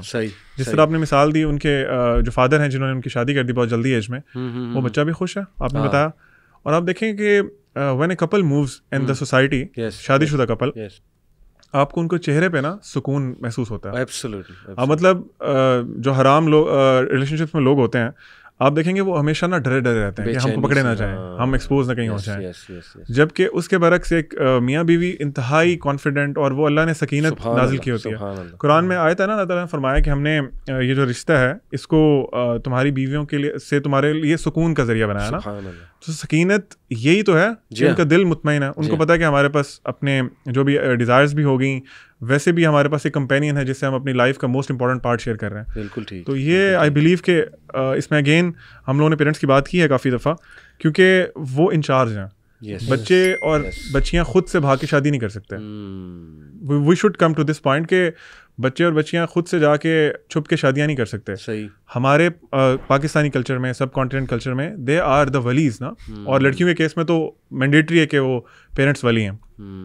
उनको आपकी परमिशन चाहिए, उनको आपका शफकत का हाथ चाहिए। आपने उनको सब प्रोवाइड किया, आपने उनको रिस्क दिया, आपने उनको अच्छी यूनिवर्सिटीज़ में दाखिल कराया, दुनिया जहान की जो फैसिलिटीज़ मिल सकती थी आपने उनको दी। वल्लाहि लज़ीम I want to request to parents कि उनकी ये बहुत बड़ी नीड है। कभी आप उनके साथ बैठ के without judging them, without criticising them, उनके कंधे पे हाथ रख के पूछें बेटा what is the thing, do you really want to get married? और डीप डाउन इनसाइड ना अली भाई पेरेंट्स को पता होता है हमारा बच्चा इज़ रेडी। बाज़ औक़ात तो वो इसको इग्नोर कर देते हैं, जो हमने चीज़ें डिस्कस की उनकी वजह से, क्योंकि वो शायद खुद फेस भी नहीं करना चाहते कि जी सोसाइटी में भी छोटी उम्र की शादियों को बड़ा और किया जाता है कि बड़ा अजीब सी बात है। सही। तो I want to request, humbly request parents, बहुत रिस्पेक्टेड पेरेंट्स हैं, यू आर द रीजंस के वो बच्चे इस दुनिया में आए हैं। अल्लाह ताला ने आपको रीज़न बनाया, तो आप उनके जन्नत में जाने की रीज़न बने। Don't you want to see your kids in जन्नत, आपके साथ वहाँ पे हों वो? ये बहुत रिस्की चीज़ है, बहुत रिस्की चीज़ है। हराम relationships are very much on rise. हर यूनिवर्सिटी में this is a norm now. आप लोग बचा सकते हैं, प्लीज़ अपनी अना को, आपकी जो कल्चरल रीजंस हैं उनको निकाल के जेन्युइन इश्यूज़ पे बात करें, अपने बच्चों को प्रिपेयर करें कि वो शादी के लिए काबिल हों और उनकी शादी करें। और अली भाई लास्ट जो बात बड़ी इंपॉर्टेंट है, रिक्वेस्ट की बात है कि बी फ्लेक्सिबल। मतलब कि हमारी दोनों साइडों में ना, हमारे इस कल्चर के अंदर लड़की वाले भी और लड़के वाले भी ना फ्लेक्सिबिलिटी नहीं दिखा रहे। क्योंकि अलीम भाई को पता है, हम लोग भी कोशिश करते हैं, कोई प्रपोजल आए थे किसी भाई की शादी, बहन की शादी, अच्छा पहले अगर हम 5-6 साल बाद देखें ना, इट वाज वेरी इजी, ठीक है, हो जाता। लेकिन अभी जो करंट सिचुएशन है ना, उसमें इवन रिलीजियस लोग जो हैं, रिलीजियस फैमिलीज जो हैं, उनके अंदर भी ये एक चीज़ आ रही है कि दे आर नॉट फ्लेक्सिबल।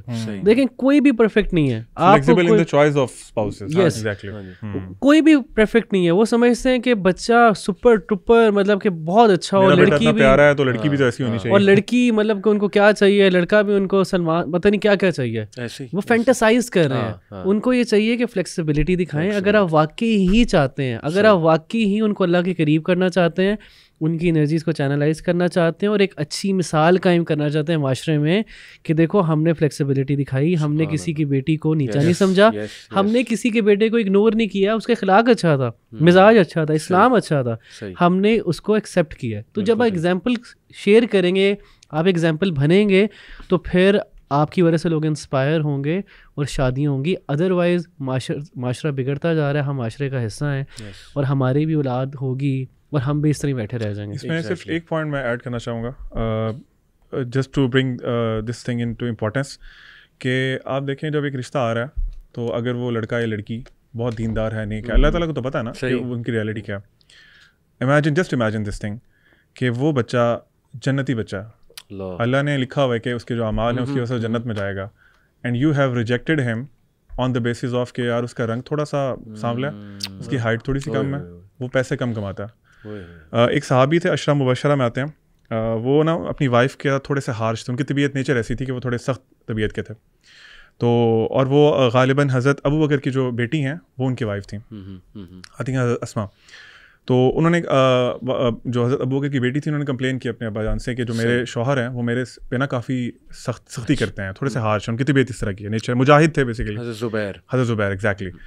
तो आप ये चेक करें, दिस इज़ द क्राइटेरिया। हज़रत अबू बकर ने उनको कहा कि बेटी तुम सब्र करो, तुम्हारा जो शौहर है ना उसको अल्लाह के नबी सल्लल्लाहु अलैहि वसल्लम ने जन्नत की ज़मानत दी हुई है, मैं चाहता हूँ कि जन्नत में तुम उसके साथ जाओ। क्योंकि जब जन्नत में कोई स्पाउस, फॉर एग्जांपल एक स्पाउस चला गया और दूसरा भी चला गया और दूसरे का दर्जा नीचे है और एक का ऊपर है, तो अल्लाह ताला जो नीचे वाला है उसको ऊपर वाले के पास कर देंगे। ऐसे नहीं होगा कि ऊपर वाले को नीचे कर दें। बिल्कुल। तो आप नहीं चाहते कि वो बच्चे आपको कंपनी करें जन्नत में, या उनका जो इटर्नल लाइफ के लिए एक हैप्पीनेस हो जाए। तो this is something we need to discuss. Beautiful, माशाल्लाह। अभी तक हमने जो डिस्कस किया, देखें, एक तो हमने ये जो यूथ है जो सुन रही है उसको मोटिवेट किया है कि आप बच सकते हैं।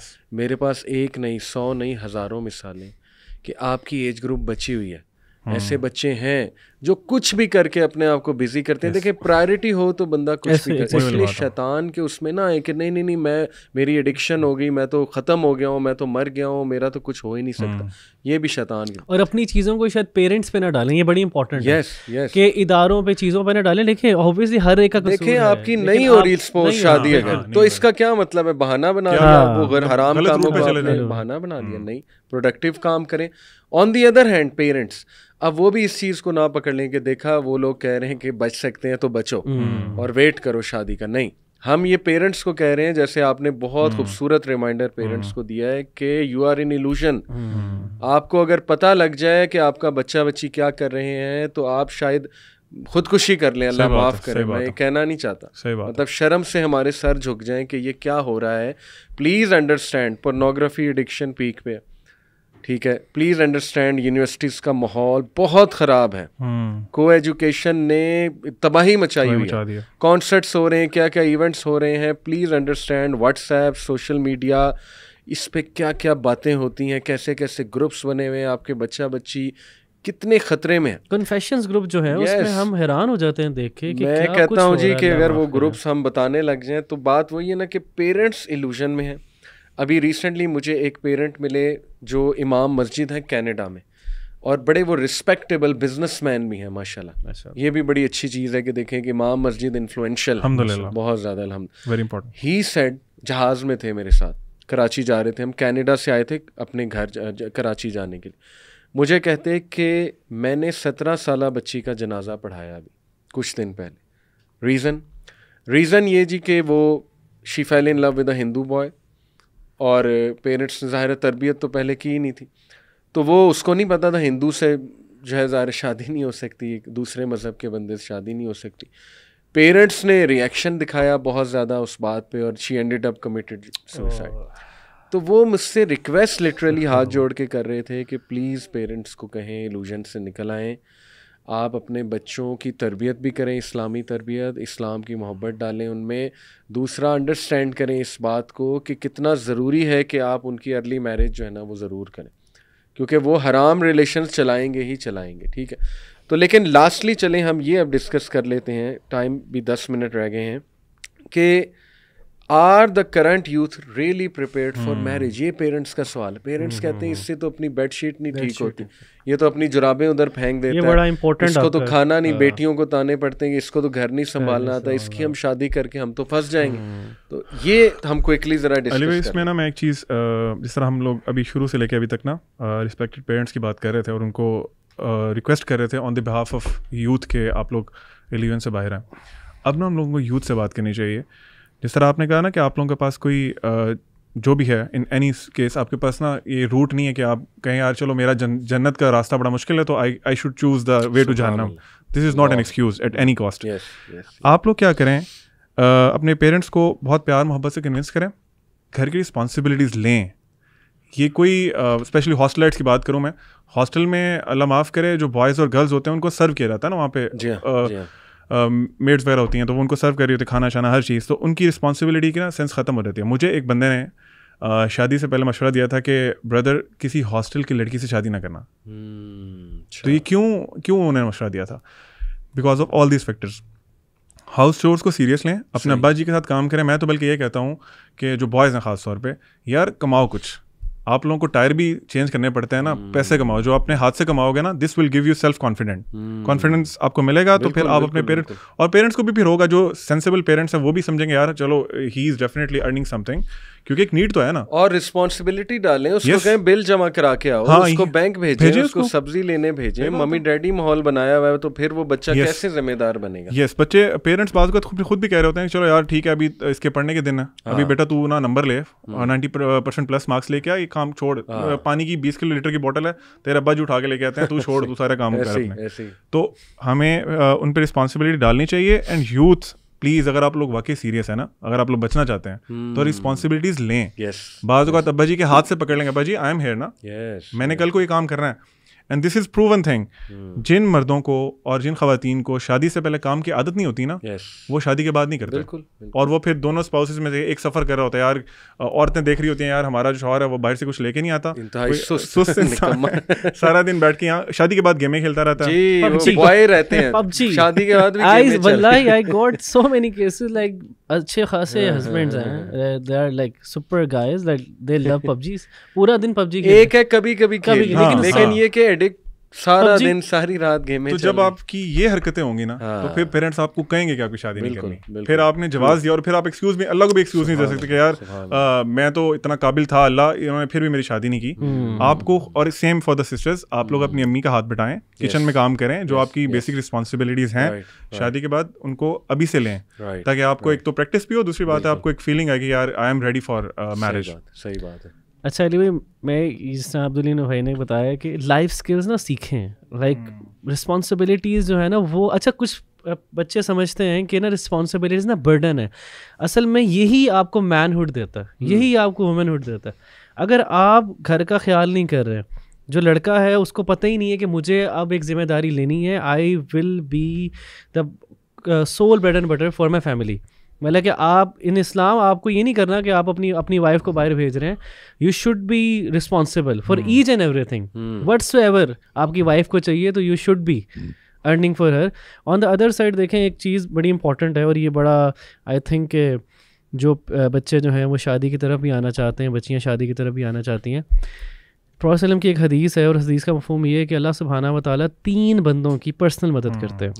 ये पर्सनल मदद खुली हुई है, पर्सनल मदद करते हैं। देखें, नो एंजल्स पर्सनल मदद को आते हैं, और उनमें से एक वो बंदा है जो हराम बचने से, हराम की चीज़ों बचने से, हया की हिफाजत के लिए वो निकाह करना चाहता है। और मैं आपको बताऊं कि ये मेरा पर्सनल एक्सपीरियंस है कि जब मुझे शादी करनी थी तो I use to give this reference to Allah सुब्हानहू। मुझे याद है ये हमारी काफ़ी डिस्कशंस होती थी कि या अल्लाह ये तेरे नबी का अल्फाज हैं और ये गलत नहीं हो सकते, so I want this, I don't need anyone in this world but या Allah I want you to be my advocate in front of the whole world. और अल्लाह सुब्हानहू व तआला की मदद करेंगे, but please please please you need to understand कि मर्द क्या है, औरत को समझना चाहिए। यू नीड टू अंडरस्टैंड कि औरत क्या है, मर्द को समझना चाहिए। हम प्री मैरिज चीज़ों को समझते नहीं हैं। लड़की को नहीं पता कि लड़का क्या सोचता है, लड़के को नहीं पता लड़की क्या सोचती है। इसमें कोर्स होना चाहिए जस्ट एक एग्जांपल, जैसे होता था किसी ज़माने में, आप मर्दों को भी कराएं, लड़कों को भी कराएं। इवन कुछ कंट्रीज में होता है, मलेशिया में सोशियोलॉजी में डालें पूरा चैप्टर। आप गोरों की सोशियोलॉजी पढ़ा रहे हैं, उनकी सोसाइटी अलग है, अपनी सोशियोलॉजी के लेकर आए अपनी सोसाइटी के इश्यूज है ना इसमें।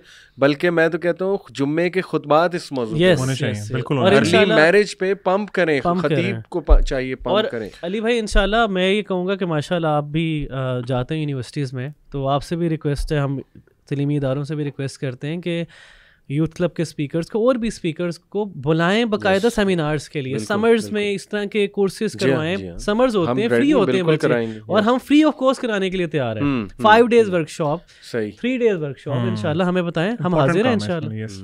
बिल्कुल ठीक है। एक जी आपने, मैंने आपसे पूछना ये था कि चलें, ये तो उन लोगों की बात होगी कि जो जिनकी शादी अभी नहीं हो रही, और हमने देखा कि पेरेंट्स के लिए क्या हो सकता है, रिक्वेस्ट क्या कर सकते हैं पेरेंट्स से, सही, और यूथ को क्या नसीहत कर सकते हैं। मुझे आप ये बताएं कि जो लोग शादी करना चाहते हैं, मर्द और ख़वातीन, बॉयज़ एंड गर्ल्स, वो स्पाउस कैसे सेलेक्ट करें, how to choose a spouse, what qualities they should look for. बड़ा ये मुश्किल सवाल है, इम्पोर्टेंट सवाल है। देखें, मोटी मोटी बातें यही हैं कि उसकी फैमिली देखी जाए, बहुत ज़रूरी है, क्योंकि रवायात और दीन का पता मेरे नज़दीक ना फैमिली से पता लगता है। वो सिर्फ मैरिली इस तरह नहीं है कि अच्छा फेसबुक पे पोस्टें बहुत अच्छी करती हैं या इस्लामिक पोस्टिंग करता है बच्चा, या फलानी ऑर्गेनाइजेशन के साथ हैंग आउट करता है तो must be a good person. Yes, chances हैं कि ही और she is a good person अगर वो नेक हैं, अगर वो ऑर्गेनाइजेशन के साथ हैं। लेकिन फैमिली को देखें, सबसे पहले लड़की की वालदा को देखें, बहुत ज़रूरी। और ये काम एक्चुअली आपके पेरेंट्स का, आपकी मदर का, कि वो लड़की की वालदा को देखें। लड़की अपनी वालदा की उस चीज़ों को पिक करेगी, जो भी चीज़ें, ठीक है ना। फिर उनका रहन सहन देखना, उनकी वैल्यूज़ देखना। फिर ये कि अच्छी बात है अगर दोनों का लाइफस्टाइल भी मिलता हो। ये भी नबी सल्लल्लाहु अलैहि वसल्लम ने कहा ना, women may be married for 4 things. उसमें लाइफस्टाइल और ज़रा माल की तरफ भी जो है ना वो इशारा है, तो कोई हर्ज नहीं ये चीज़ें देखने में। लेकिन आ जाके देखें, बात वही है, प्रेफर द वन जो कि रिलीजियस है। और रिलीजियस आपको पता है कि फिर वो सिर्फ ये नहीं है कि फेसबुक पे पोस्टें करते हो या करती हो, उसमें फिर बहुत ज़्यादा चीज़ें, बाअखलाक, सबसे पहले तो अखलाक। इसीलिए जो अभी हम हदीस हम डिस्कस कर रहे थे ना, उसमें दीन और इखलाक दोनों सेपरेट डिस्कस हुए हैं। दीन इज़ समथिंग कि आपके जो अमाल हैं, आप नमाज़ें पूरी पढ़ते हैं, रोज़े वगैरह, और जो इखलाक है वो आपकी डीलिंग्स है लोगों से, आपके पेरेंट्स से कैसी डीलिंग है, आपके अपने फ्रेंड से। और मैं बल्कि इसमें sorry just to add one thing कि मैं भाइयों से और बहनों से रिक्वेस्ट करता हूँ, अपनी फैमिली से कहें कि जिन यूनिवर्सिटीज़ में बच्चे पढ़ते हैं ना, आपका जो पोटेंशियल स्पाउस है जहाँ वो पढ़ते हैं यूनिवर्सिटीज़ में से, और इफ़ दे आर हॉस्टलाइट, सही, आपको वहाँ से बहुत एक्यूरेट इन्फॉर्मेशन मिलेगी कि वो क्या करते हैं वहाँ पे। सही। सो दिस कैन बी, और बच्चों से पूछना चाहिए कि कोई पसंद तो नहीं तुम्हें। मैं समझता हूँ आपको इतना फ्रैंक हो जाना चाहिए। अगर आप नहीं हो सकते किसी के थ्रू, उसके कोई चाचू के थ्रू, मामू के थ्रू, जिससे वो बच्चा फ्रैंक है, उससे कहें कि इस बच्चे से बच्चे से पूछ लो कि इसको कोई पसंद तो नहीं है, मुझे बताओ, कुछ करते हैं इंशाल्लाह, ठीक है ना। बच्चे को बड़ा कॉन्फिडेंस आएगा, तो ये भी बड़ा इंपॉर्टेंट है। और देखें लास्टली मैं बस जो है ना वो यूथ को यही बताना चाह रहा हूँ कि हराम रिलेशन से अब सपोज आपका है तो निकलना कैसे है। सबसे पहला तो ये है सोल्यूशन कि अगर आप वाकई सिंसियर हैं तो आपने निकाह का पैगाम भेजना है। अब देखें जैसे उस बच्चे ने कहा था कि मैं क्यों भेजूं, मुझे पता है होना ही नहीं। आपने हदीस सुना दी, भाई अल्लाह कह रहे हैं मैं पर्सनली मदद करूंगा तुम्हारी, अगर तुम सिंसियर। दूसरा ये कि आप कोई मुअज़्ज़ज़ बंदा, कोई ख़तीब ढूंढें, कोई ख़ानदान में जो बड़ी उम्र का बंदा है, उसको कहें कि जी मेरी प्लीज़ आप मेरे पेरेंट्स को समझाएं जाके। तो वो मुअज़्ज़ज़ बंदा आके बात करेगा तो चांसेस बढ़ जाएंगे। मेरे पास कई मिसालें कि राजा ज़िया भाई ने कई लोगों की अर्ली मैरिज कराई। क्यों? वो मान ही नहीं रहे थे उनके पेरेंट्स, वो राजा ज़िया भाई को ले गए। अब ये ना हो सारी यूथ राजा ज़िया भाई को ढूंढे। लोग आपको भी कहेंगे मोहम्मद अली भाई से रब्ता करवा दें, मैं तैयार हूँ इंशाल्लाह। देखें हम तो पेरेंट्स को ओपन पैगाम दे रहे हैं, तो मैंने तो खुद देखा है राजा ज़िया भाई माशाल्लाह गए, पेरेंट्स को कन्विंस किया और पेरेंट्स समझ गए। देखें पेरेंट्स को भी ना पता नहीं है, इंशाल्लाह पता लगेगा। तो पेरेंट्स प्यार ही करते हैं आपसे, ऐसा नहीं कि वो आपके दुश्मन है और वो आपको जान के इन चीज़ों पर, उन्हें पता ही नहीं। तो इसलिए उनको बताना जो है ना वो बहुत ज़रूरी है। और ये कि इंशाल्लाह हराम कामों से वैसे भी तकवा बिल्ड करें। देखें हराम रिलेशन से आप बच जाएंगे जब एक तो आप कन्वर्सेशन को मिनिमाइज़ करते जाएं, ठीक है ना। दुआ करें कि अल्लाह ताला यहाँ पे मेरा मामला हो जाए, सब्र करें, अपने आप को बिज़ी रखें। तो ये इस पे हमने कई पॉडकास्ट किए, हराम रिलेशन से कैसे बाहर आना है। तो बहरहाल एक स्कॉलर अली भाई इस पे डिस्कस कर रहे थे, वो कहते हैं कि आपको जैसे ही कोई रिमाइंडर मिलता है ना अल्लाह की तरफ से जी कि ये चीज़ गलत है and you have to leave it, सही, तो तब आपने ये नहीं कहना कि अच्छा ठीक है मैं कल छोड़ दूंगा, परसों छोड़ दूंगा। आपको रिमाइंडर मिल गया, आपने बता दिया ना, this is reminder for everyone who is watching us. Reminder मिल गया, अब आपने फ़ौरन कट ऑफ करना है और एक्सप्लेनेशंस नहीं देनी उसको मैसेज करके, नहीं जी मैंने मोहम्मद अली भाई का सुन लिया तो अब आई एम रियली सॉरी, मैं नहीं कर सकता, तो या मैं अब तुमसे बात नहीं कर सकता, या हम इसको ये कर लेते हैं वो कर लेते हैं। Just cut it of, block him और हर। सही। और आप एक्सप्लेनेशंस में देने जाओगे, शैतान आपको ऐसे ऐसे आके मशवरे देगा कि you will get back to the same cycle. माने कि वो बिल्कुल भी हर्ट नहीं होंगे, उनका दिल नहीं टूटेगा। Try to understand this. ये शैतान की तरफ से है, जो शैतान कहता है कि इट्स यू नो इंसानियत है और दिल टूट गया और मैं बड़ा गिल्टी में हूँ। जज़ाकल्लाह इख्वान, अल्लाह ताला हिदायत दे हमें भी, यूथ को भी, पेरेंट्स को भी। आमीन। हमें बहुत काम करने की ज़रूरत है। I hope this podcast will serve as one of the efforts to make parents aware, और ये कि यूथ की आवाज़ हमने पहुंचाई है, उनका गम, उनका दर्द पहुंचाया है पेरेंट्स तक इंशाल्लाह। ऑन द अदर हैंड माशाल्लाह हमने यूथ को भी समझाया है कि आपने क्या करना है, तो मोटिवेटेड रहें और नेकी की तलाश में रहें इंशाल्लाह। अल्लाह आपकी मदद ज़रूर करेंगे और इन चीज़ों को हराम रिलेशन से निकलें इंशाल्लाह। अल्लाह ताला बरकत देंगे। और पेरेंट्स अगर अर्ली मैरिज करते हैं तो वो गुनाह से बचा रहे हैं अपने बच्चे को, ईमान उसका सेव कर रहे हैं। अल्लाह की मदद वैसे ही सेक्शन में शामिल, और सपोर्ट करें, पेरेंट्स सपोर्ट करें शादी के बाद भी, अर्ली मैरिजेस के बाद भी वो बच्चे हैं, you have to support them, उनकी लाइफ एक सक्सेसफुल लाइफ बने आगे इंशाल्लाह। सो जज़ाकल्लाह खैर इख्वान भाई, इंशाल्लाह will have another episode with you guys. अस्सलाम वालेकुम। वालेकुम अस्सलाम।